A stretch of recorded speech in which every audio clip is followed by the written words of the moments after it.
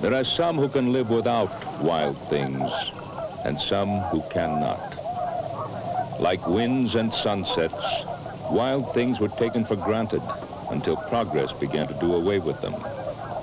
For us of the minority, the opportunity to see geese is more important than television, and the chance to find a pasque flower is a right as inalienable as free speech. These words sum up the driving force behind one of the most remarkable men of the 20th century. Aldo Leopold, a man whose life and writings were to change, and still are changing, the face of history. A prophet whose voice we are just beginning to hear clearly.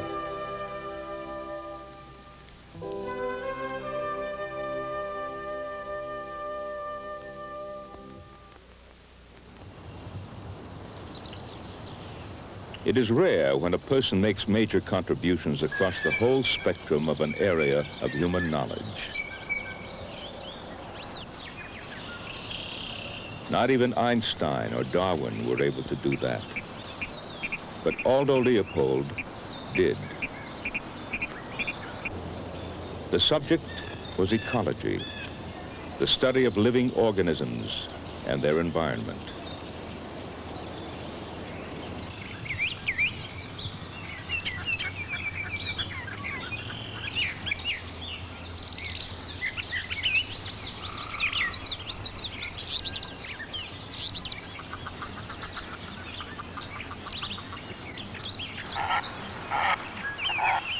In his own way, Leopold would transform the old nature study, the endless classifying of organisms, into the study of the dynamic relationships between plants, animals, soil, water, and perhaps most importantly, man.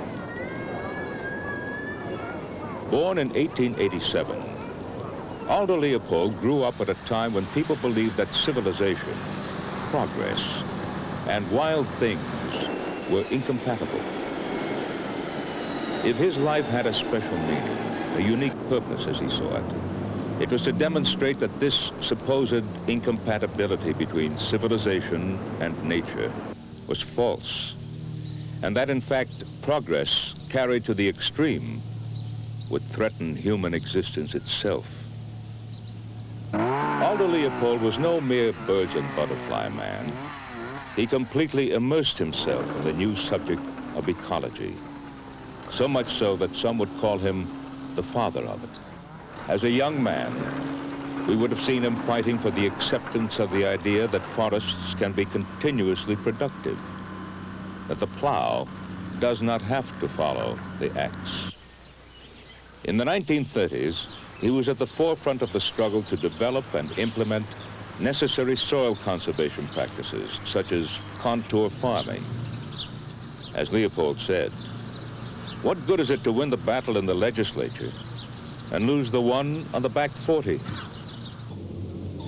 At a time when many species were teetering on the brink of extinction in the United States, Leopold almost single-handedly developed the art and science of wildlife management.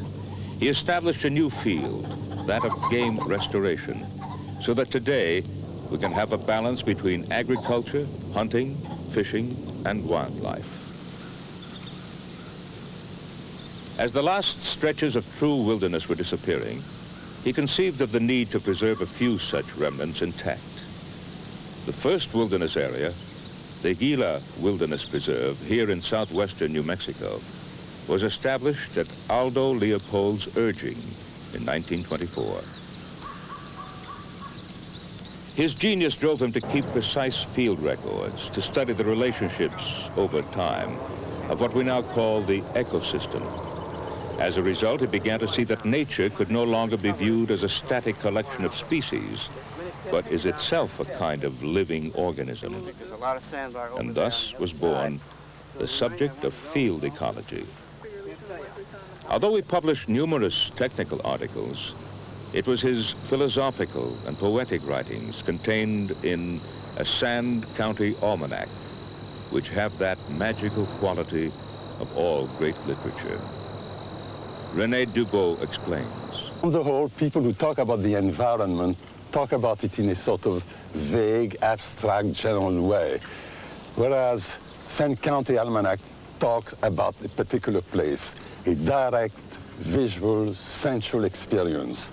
And in my opinion, this is what has made the book so effective, that instead of discussing environmental problems in the abstract, one relates the problem to a very special situation that one can grasp with one's senses.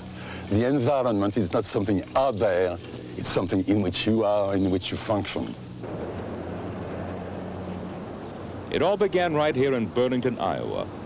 In this house, on January 11, 1887, Aldo Leopold was born to Carl Leopold, an emigrated German aristocrat, and to Clara Starker Leopold, daughter of a civic and financial leader of Burlington.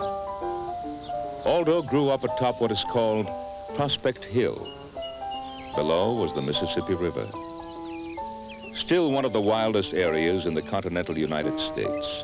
What better place could there have been for a prospective naturalist to grow up? It was here that the groundwork was laid for his love affair with ornithology. Here that he began his lifelong habit of taking precise field notes. And here that his bent for natural history first expressed itself. At Yale, these predispositions would be solidified into a career choice. Leopold was drawn into the newly emerging field of forestry. Leopold biographer Susan Fladder reflects on the Leopold of those early days. His friends often referred to his German soul, meaning his tendency to think deep thoughts about his experiences in the wild. While in forest school, he became tremendously imbued with timber mechanics, logging, surveying, and other more technical aspects of forestry. So much so that he neglected at times his long tramps of earlier years. But he was very much enthralled by the prospect of a career in the newly created Forest Service. In 1909, Leopold obtained his forestry degree from Yale. Not surprisingly, his first job was with the U.S. Forestry Service, and it took him to the southwestern United States, to Arizona and New Mexico. And it was here that many of the land ethic principles of his later years evolved.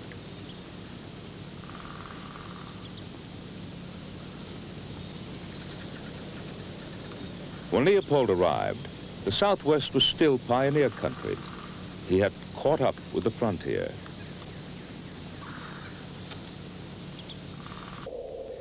But the Southwest was also a delicately balanced and fragile ecosystem, one susceptible to sudden and dramatic changes. To a keen observer like Leopold, the sudden changes were eye-opening.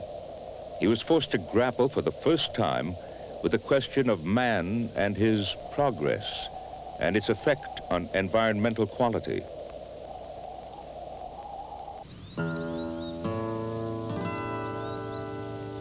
It started with an attempt to preserve big game hunting in the area.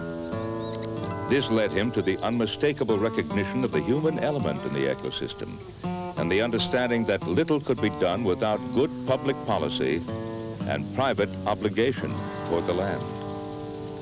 But perhaps most importantly, it led him to the concept of the healthy land organism. And this meant including in the ecosystem predators such as the mountain lions, hawks, and wolves that he once tried to eradicate.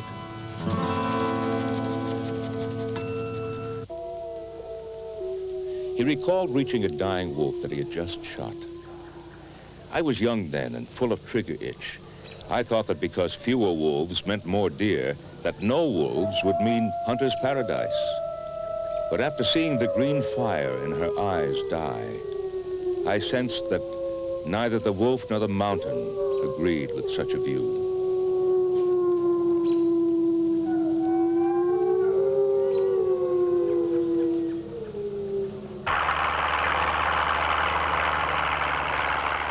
Sometime during his New Mexico days, he became one of the minority who saw a diminishing return in a civilization that uses a drained wetland as a symbol of progress. Again, Susan Flatter. When Leopold wrote Thinking Like a Mountain near the end of his career, he was telescoping into one dramatic instant early in his career, a process of thought that had actually required decades. During the first 10 or 15 years after he moved to Wisconsin, he began to rethink what had been happening in the Southwest and what was continuing to happen.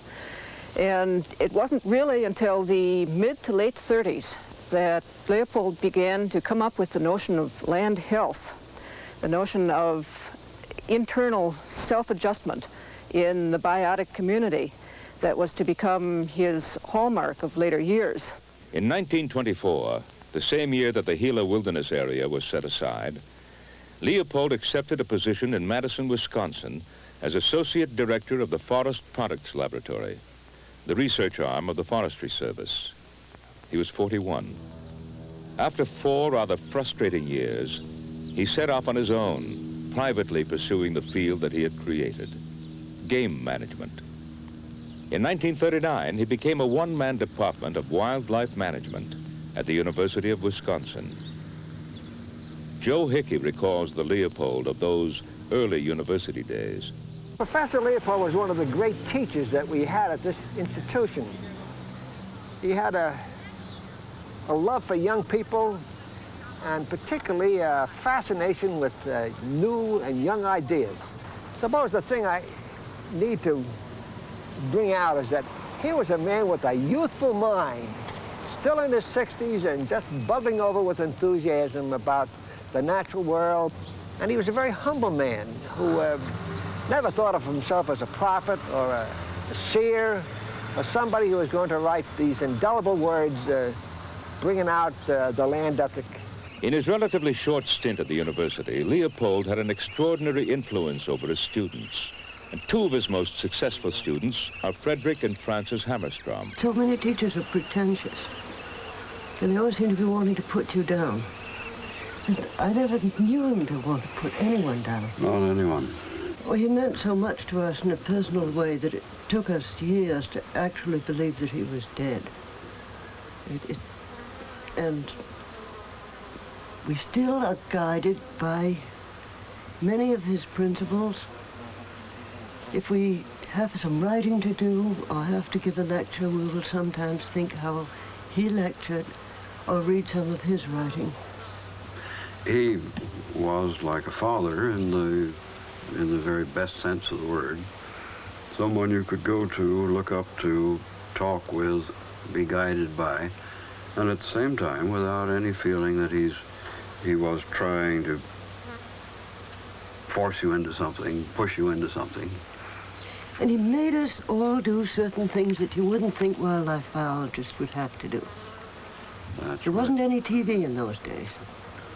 But we all had to write popular articles. We all had to talk on the radio. We all had to give lectures. He wanted us to be effective people as well as just knowing our field. A peculiar irony for Leopold was the deer question, which was to plague his entire professional life.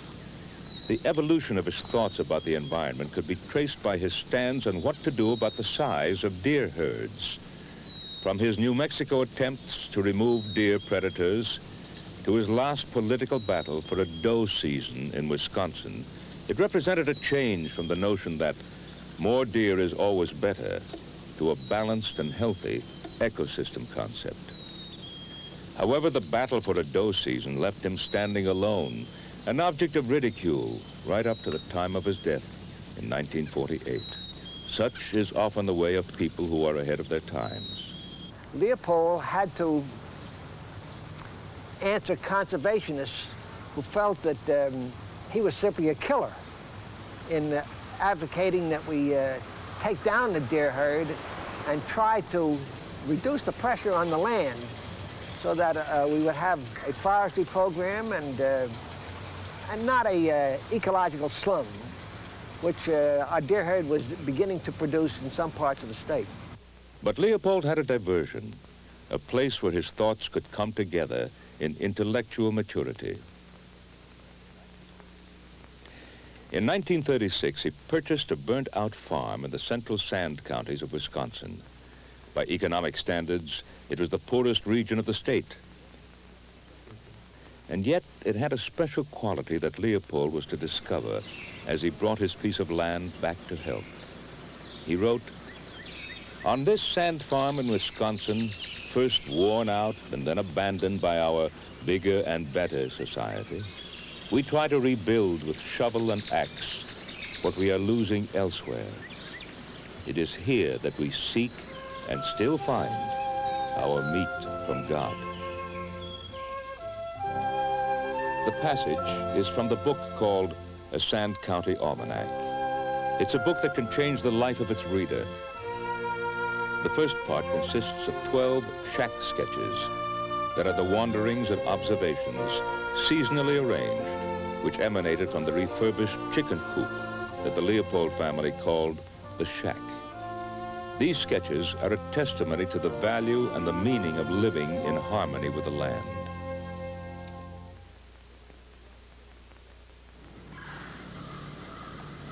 The shack sketches began in the dead of a Wisconsin winter. This is most appropriate, since not only does January mark the new year for us, it also signals the reawakening of nature's odyssey of yearly events. The squirrels know it, as they mate so that there may be more of their kind. So too the cardinal knows it on that January morning when he lets loose with his first song. Among the group of the year's first events, Leopold had his favorites. Each year after the midwinter blizzards, there comes a night of thaw when the tinkle of dripping water is heard in the land. It brings strange stirrings, not only to creatures abed for the night, but to some who've been asleep for the winter.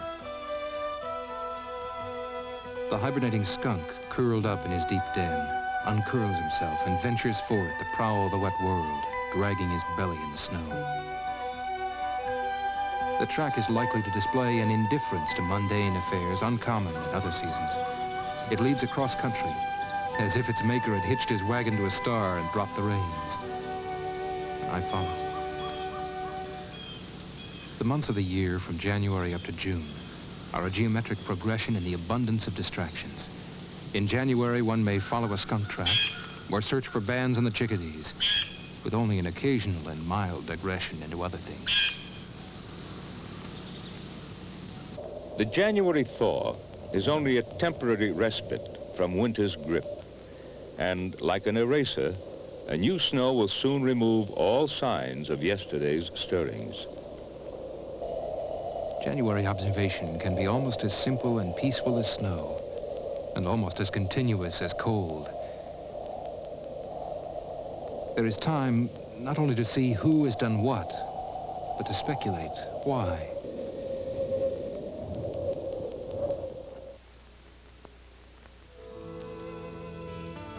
There are two spiritual dangers in not owning a farm. One is the danger of supposing that breakfast comes from the grocery, and the other that heat comes from the furnace. It is in dispelling the illusion of the second, supposing that heat comes from the furnace, that Leopold writes what for many is the most memorable part of the shack sketches, the cutting of the good oak. If one has cut, split, hauled, and piled his own good oak, and let his mind work the while, he'll remember much about where the heat comes from.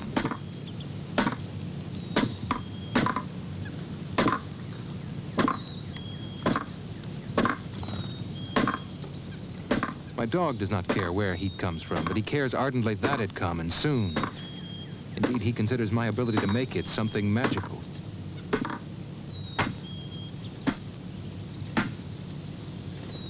Such faith, I suppose, is the kind that moves mountains.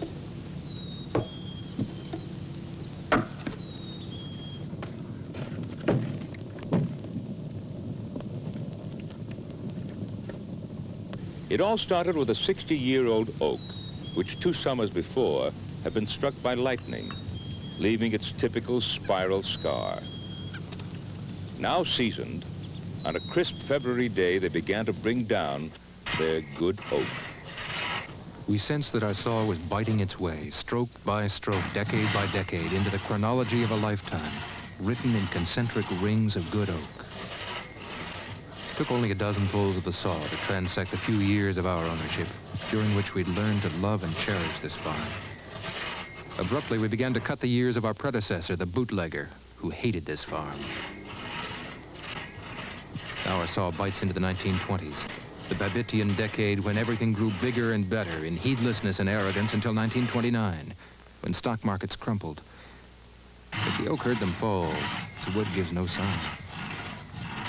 Now the saw bites into the teens, the decade of the drainage dream, when steam shovels sucked dry the marshes of central Wisconsin to make farms and made ash heaps instead.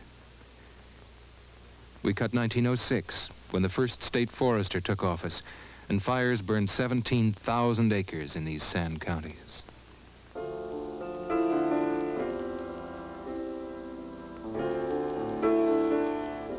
We cut 1899, when the last passenger pigeon collided with a charge of shot near Babcock, 2 counties to the north. It was in 1890 that the largest pine rafts in history slipped down the Wisconsin River in full view of my oak.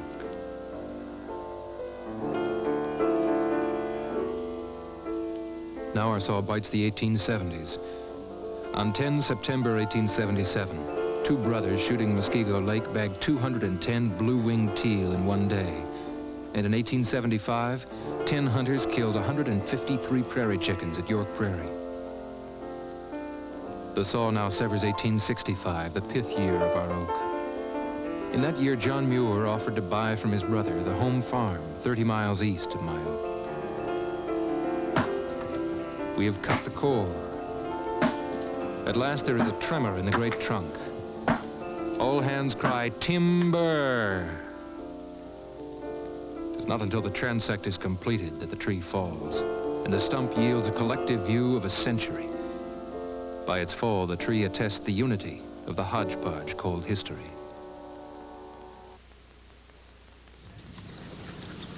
The sand counties begin March still in winter's grip. But the wintering mallards along the river have only a short wait for the sudden explosion of activity that is about to occur. Then it comes. The snow melts, the ponds, rivers, and lakes open up, and in come spring's shock troops. The cranes, ducks, and swans return.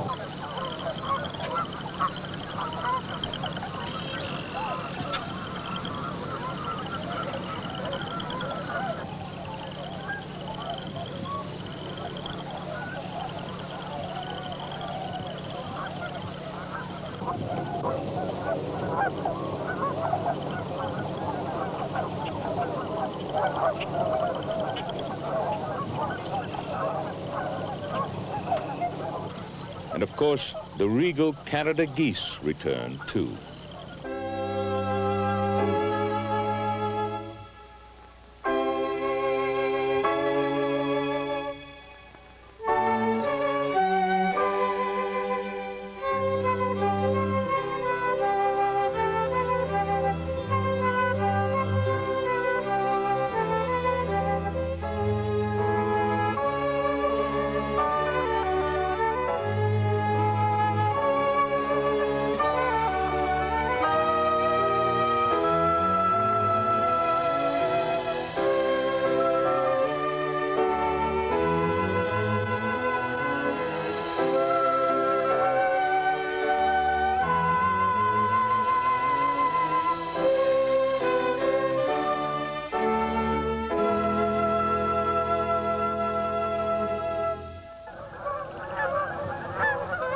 I once knew an educated lady, banded by Phi Beta Kappa, who told me that she'd never heard or seen the geese that twice a year proclaim the revolving seasons to her well-insulated roof.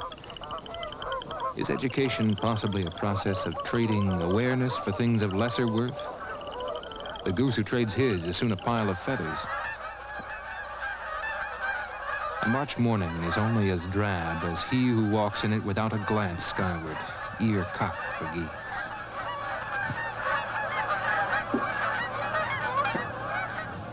They wind the oxbows of the river, cutting low over the now gunless points and islands, and gabbling to each sandbar as to a long-lost friend. They weave low over the marshes and meadows, greeting each newly melted puddle and pool.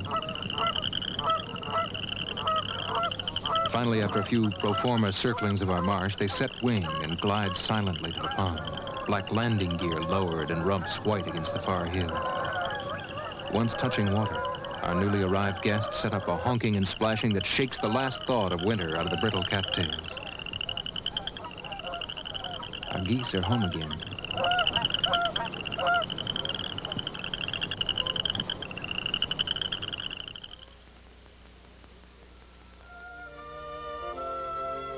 In April, after 7 long months of a kind of dormancy, things begin to grow again in the Sand Counties.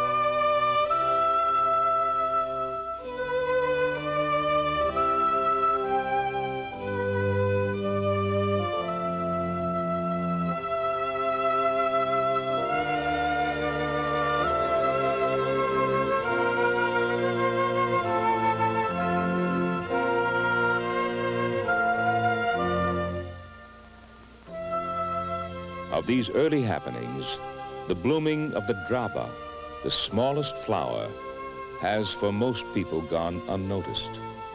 He who hopes for spring with upturned eye never sees so small a thing as draba. He who despairs of spring with downcast eyes steps on it unknowing. He who searches for spring with his knees in the mud finds it in abundance. Draba plucks no heartstrings. Its perfume, if there is any, is lost in the gusty winds. Its color is plain white, wears a sensible woolly coat. Nothing eats it, it's too small. After all, it is no spring flower, but only a postscript to a hope.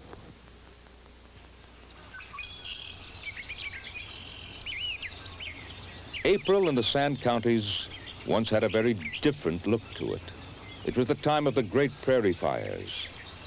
Then the bur oak stood like a lonely sentry overlooking the vast grasslands. Bur oak is the only tree that can stand up to a prairie fire and live. You ever wondered why a thick crust of corky bark covers the whole tree, even to the smallest twigs? This cork is armor. Bur oaks were the shock troops sent by the invading forest to storm the prairie. Fire is what they had to fight. Each April, before the new grasses had covered the prairie with unburnable greenery, fires ran at will over the land, sparing only such old oaks as had grown bark too thick to scorch. But in the 1840s, the fires stopped and the region took on a new look. All that the fires had taken care of grew up. Seedling oaks forthwith romped over the grasslands in legions, and what had been the prairie region became a region of woodlot farms. All the bur oaks, except the oldest veterans, date back to the 1850s and the 1860s. And this was when fires ceased on the prairie. Thus, he who owns a veteran bur oak owns more than a tree. He owns a historical library and a reserved seat in the theater of evolution.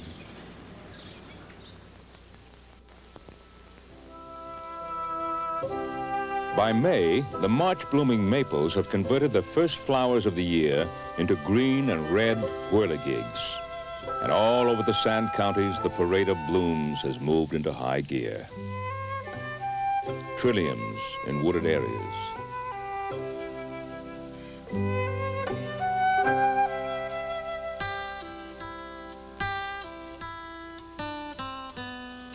Jacob's ladder and wild plums along the edges burst forth.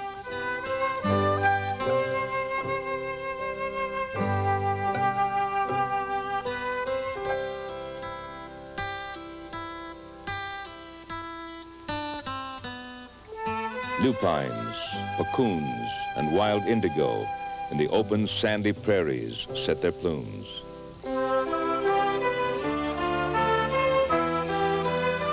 And the ubiquitous red oak undergo their special metamorphosis.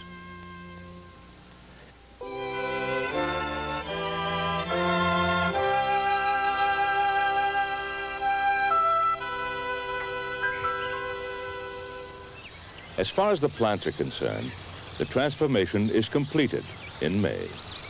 It's spring. It's also the time that many birds begin their nesting, including Leopold's beloved ruffed grouse.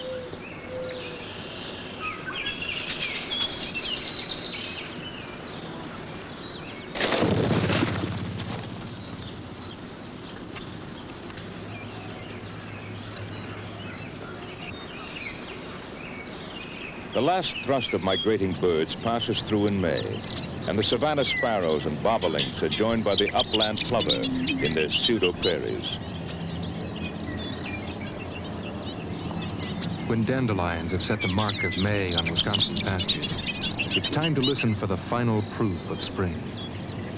Sit down on a tussock, cock your ears at the sky, dial out the bedlam of meadowlarks and redwings, and soon you may hear it. The flight song of the upland plover, just now back from the Argentine. Just watch. Soon a flash of silver will tell you that the plover is alighted and folded his long wings. Whoever invented the word grace must have seen the wing folding of the plover.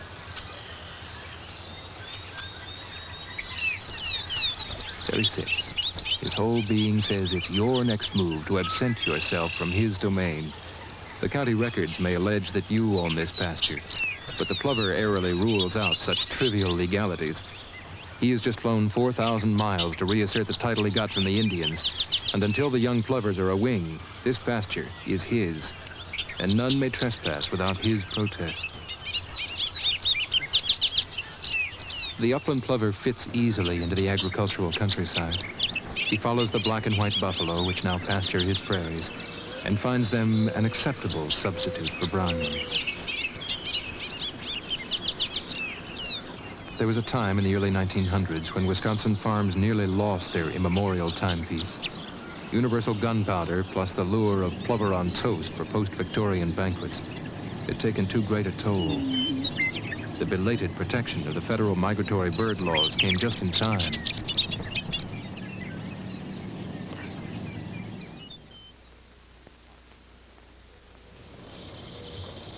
Hot, humid, and green. Sometime in early June, all thoughts of cool breezes are gone for the next 4 months. Hidden in the succulent greenery are hungry mouths, eager to be fed, such as these red-winged chicks that lie upside down in their nest. What they wait for are insects. In June, there's an explosion of insects. It's a world of visual beauty.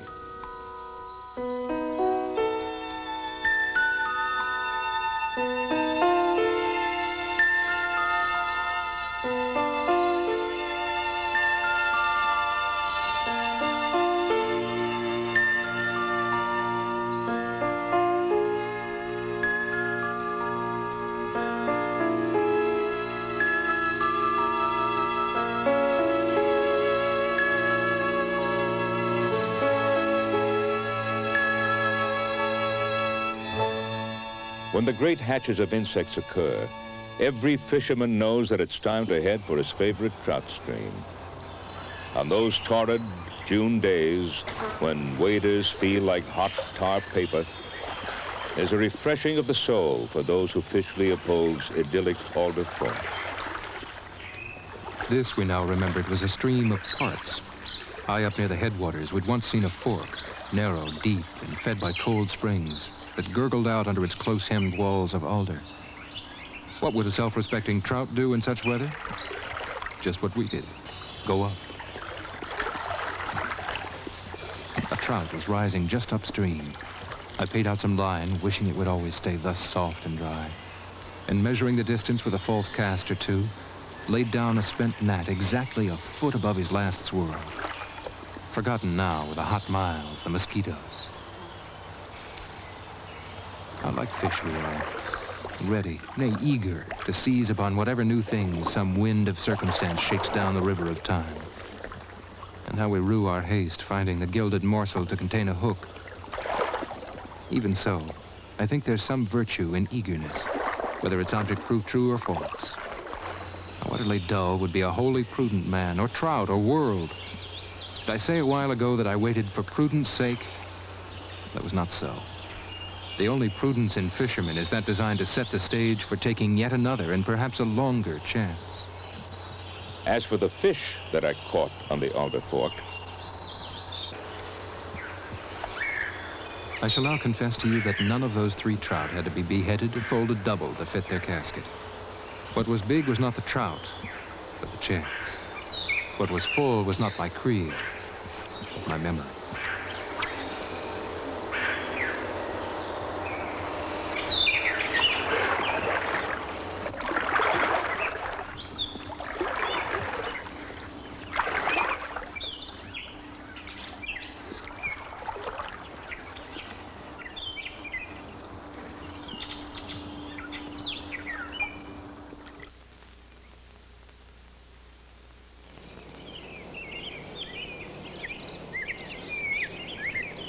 "120 acres, according to the county clerk, is the extent of my worldly domain. But the county clerk is a sleepy fellow who never looks at his record books before 9 o'clock. What they would show at daybreak is the question here at issue. Books or no books, it is a fact that at daybreak I am the sole owner of all the acres I can walk over. It is not only boundaries that disappear, but also the thought of being bounded. Expanses unknown to deed or map are known to every dawn. And solitude, supposed no longer to exist in my county, extends on every hand as far as the dew can reach. I can feel the sun now. The bird chorus has run out of breath. A tractor roars warning that my neighbor is astir. The world is shrunk to those mean dimensions known to county clerks. We turn toward home and breakfast.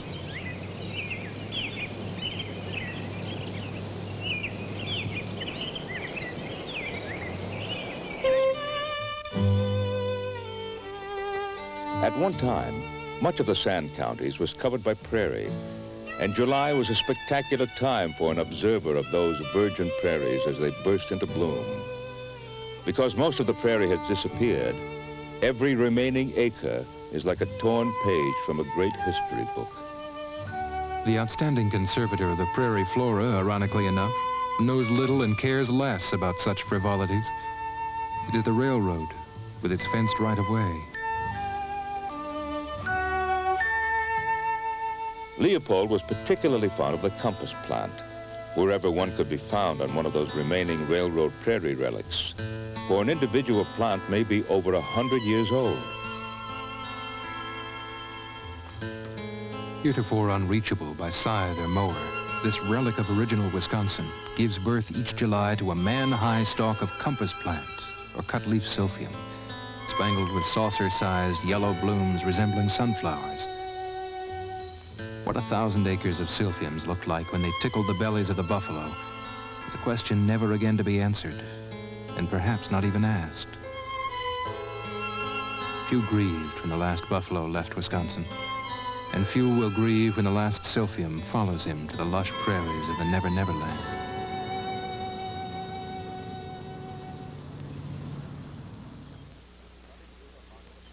Cutting through the heart of the Sand Counties is one of the great rivers of the world, the Wisconsin River. Leopold knew the shifting subtleties of this great river well, for his Sand County farm rests on its banks. A great river is an ecosystem unto itself, and at no time is this more apparent on the Wisconsin River than in August. This is when the river shrinks into its main channel, creating beautiful pools, sloughs, and sandbars. The previously barren floodplain springs to life, equaled only by the desert bloom after a rain. Each year, there's a new creation. Leopold likened it to a masterpiece painting. It is the river who wields the brush, and it is the same river who, before I can bring my friends to view his work, erases it forever from human view. After that, it exists only in my mind's eye. Like other artists, my river is temperamental.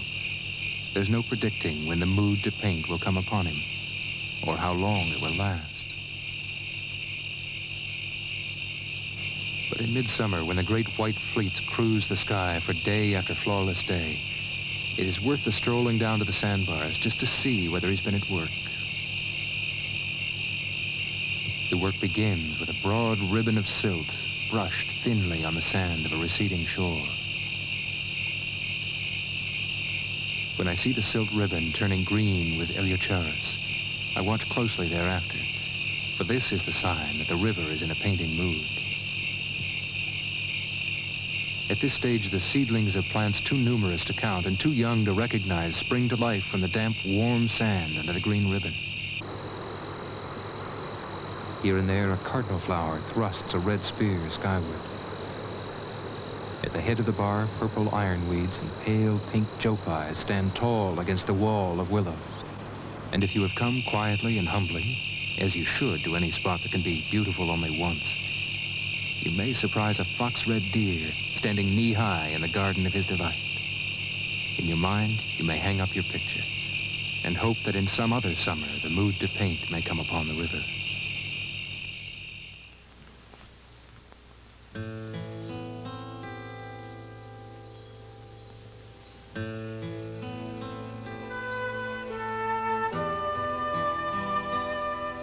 Leopold writes of the worth of a dozen risings in the dark in the hope of hearing the chorus of quail and being party to other elusive morning events.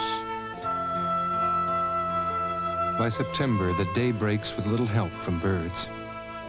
A song sparrow may give a single, half-hearted song. A woodcock may twitter overhead en route to his daytime thicket. A barred owl may terminate the night's argument with one last wavering call.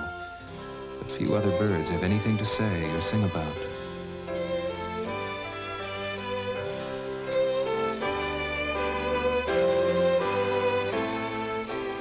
In June, it is completely predictable that the robin will give voice when the light intensity reaches 0.01 candle power, and that the bedlam of other singers will follow in predictable sequence.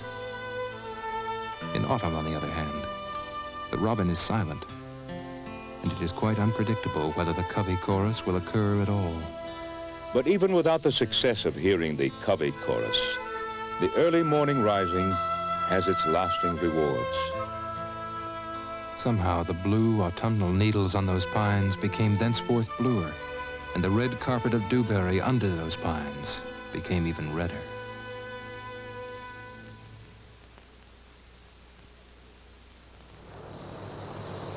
October is a special month. I sometimes think that the other months were constituted mainly as a fitting interlude between Octobers, and I suspect that dogs, and perhaps grouse, share the same view. It is the month for hunting. Hunting never had a more eloquent defender than Aldo Leopold. Not the crazy mechanized thing that it can become today, but that solitary experience that brings us face to face with our pre-city heritage. Hunts differ in flavor, but the reasons are subtle. The sweetest hunts are stolen. To steal a hunt, either go far into the wilderness where no one has been, or else find some undiscovered place under everybody's nose. His favorite was grouse hunting in Adams County, when the tamaracks turned smoky gold. Of course, in the company of a dog that knows what is grousewood better than you do. Few hunters know that grouse exist in Adams County, for when they drive through it, they see only a waste of jack pines and scrub oaks. Here, come October, I sit in the solitude of my tamaracks and hear the hunters' cars roaring up the highway, hell-bent for the crowded counties to the north. One way to hunt partridge is to make a plan based on logic and probabilities of the terrain to be hunted. Another way is to wander quite aimlessly from one red lantern to another. This will likely take you where the birds actually are. The lanterns are blackberry leaves, red in October sun.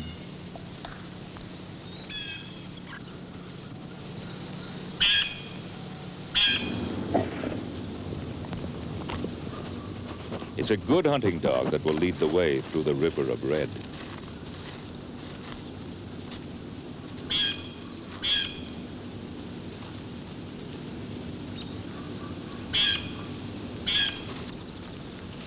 Along the little boggy streams of these friendly wastes, called poor by those whose own lights barely flicker, the blackberries burn richly red on every sunny day from first frost to the last day of the season. Every woodcock and every partridge has his private solarium under these briars. Most hunters, not knowing this, wear themselves out in the briarless scrub, and returning home birdless, leave the rest of us in peace. By us, I mean the birds, the stream, the dog, and myself. The October breeze brings my dog many scents other than grouse, each of which may lead to its own peculiar episode.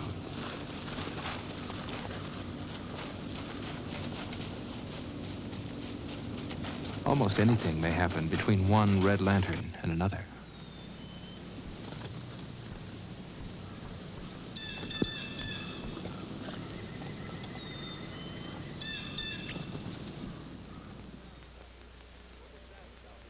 For the Sand Counties, November is truly a month of transition. Gone is the last vestige of summer. The fall-colored leaves have all settled to the ground, and the naked limbs await the first transforming snow. In this stark scene, the wind is the main actor. The wind that makes music in November corn is in a hurry. The stalks hum, the loose husks whisk skyward in half-playful swirls, and the wind hurries on. In the marsh, long, windy waves surge across the grassy sloughs, beat against the far willows. A tree strives to argue, bare limbs waving, but there is no detaining the wind.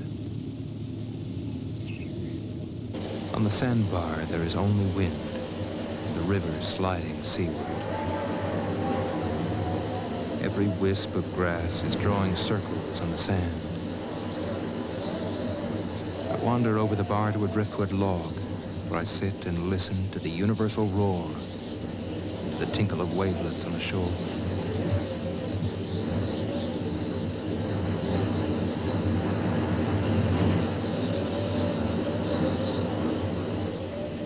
The river is lifeless.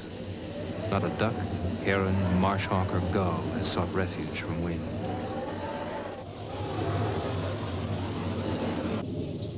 November is also the time to survey your land, to see what has happened over the past year. The naked trees of November have many stories to tell. Every farm woodland, in addition to yielding lumber, fuel, and posts, should provide its owner a liberal education. This crop of wisdom never fails, but it's not always harvested. These writings are a record of some of the many lessons I have learned in my own woods.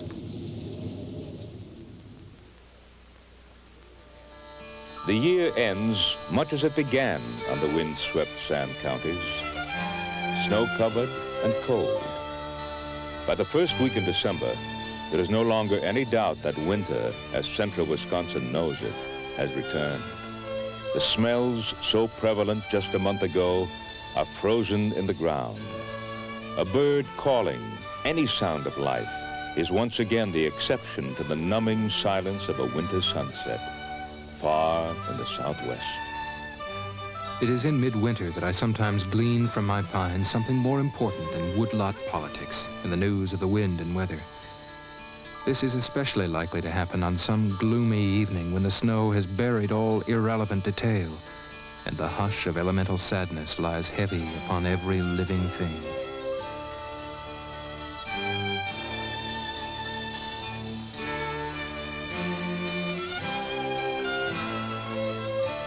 Nevertheless, my pines, each with his burden of snow, are standing ramrod straight, rank upon rank, and in the dusk beyond I sense the presence of hundreds more. At such times I feel a curious transfusion of courage.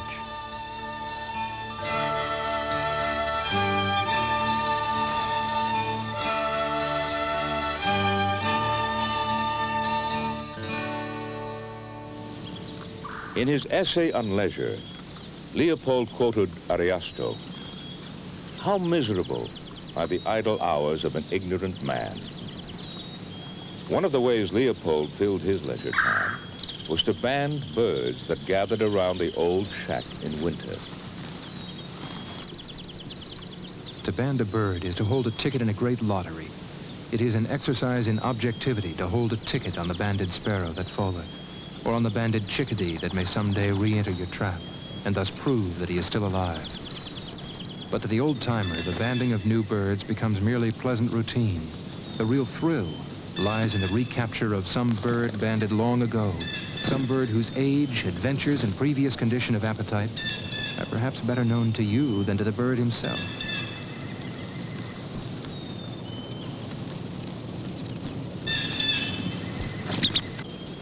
One such bird was a chickadee, simply called by his band, 65290. It was a chickadee that by its fifth winter was the sole survivor of his generation.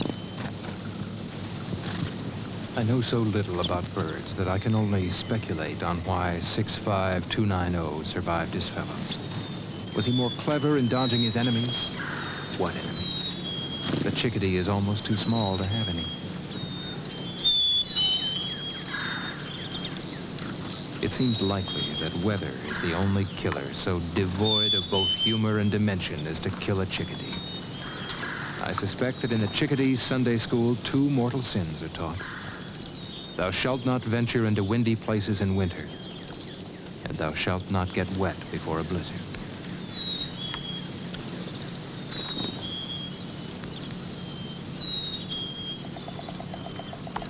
And so the learning and healing of the land would go on for another year.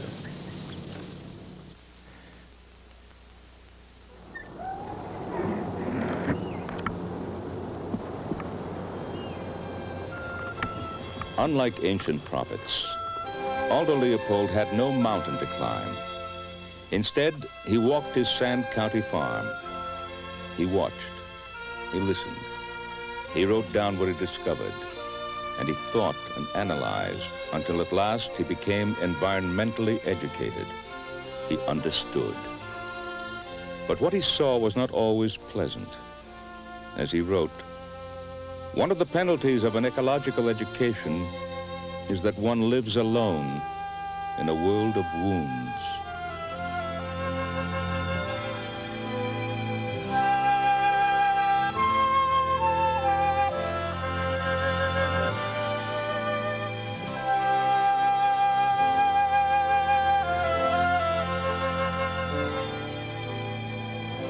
Leopold also understood that we could not heal land by government proxy. The changes that could bring about land health would have to come from within us.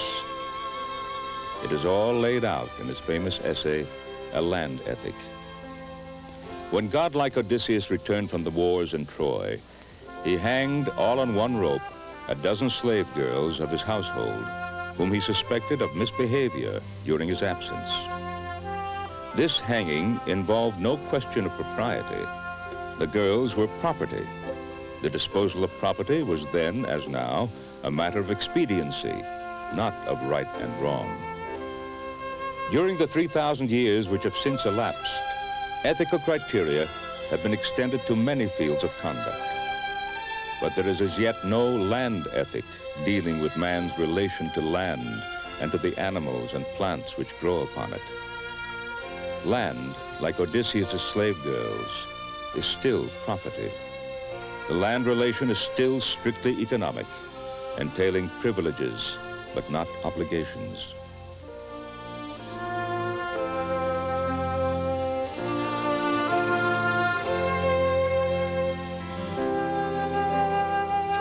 All ethics so far evolved rest upon a single premise, that the individual is a member of a community of interdependent parts.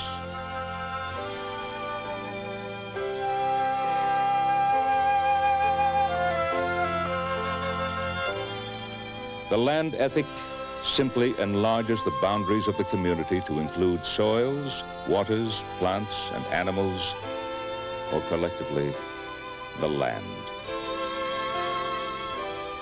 This sounds simple. Do we not already sing out love for and obligation to the land of the free and the home of the brave? Yes, but just what and whom do we love? Certainly not the soil, which we are sending helter-skelter downriver.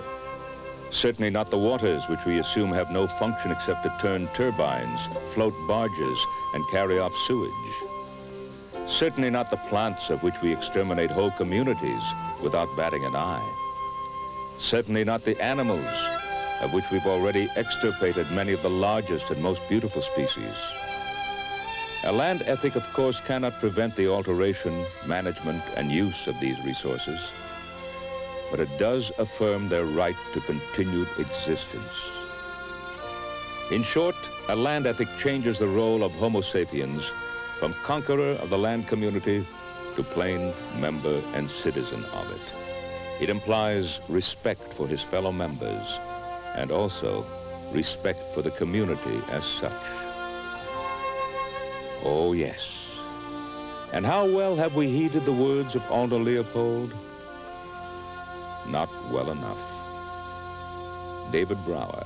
The land ethic is a concept that still escapes most people in this country. I think that we need to hear Aldo Leopold again and again. We need a Sand County Almanac and other excerpts of his writings readily at hand, brought to light repeatedly. I don't think anyone is going to write better what he's already said. He had a basic humor in it that will catch public attention. We just have to get it out before them. The land ethic is evolving. It is recovering. It has a long way to go, and we better hurry.